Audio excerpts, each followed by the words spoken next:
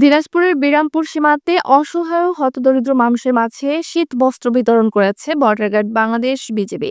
মঙ্গলবার 14 জানুয়ারি দুপুরে উপজেলার ভাইগড় ক্যাম্প এলাকায় এসব শীত বস্ত্র বিতরণ করেন 20 বিজিবির অধিনায়ক lieutenant colonel Nahid Nawaz PSC. 20 BGB ব্যাটালিয়নের পক্ষে সীমান্তবর্তী জয়পুরহাট জেলা ও বিরামপুর এলাকায় 350 জন শীতার্তদের মাঝে শীত বস্ত্র বিতরণ করেন তিনি।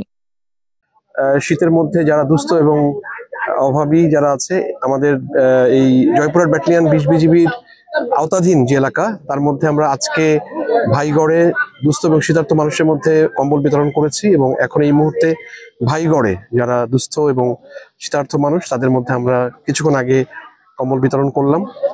বিজিবি সবসময় অসহায় এবং দুস্থ মানুষের পাশে থাকবে। এছাড়াও আমরা সীমান্তের আমাদের যে ক্লাসিক্যাল যে রোল, সে দায়িত্বে আমরা সার্বক্ষণিক নিয়োজিত আছি এবং এই মুহূর্তে আমাদের সীমান্ত নিরাপদ আছে।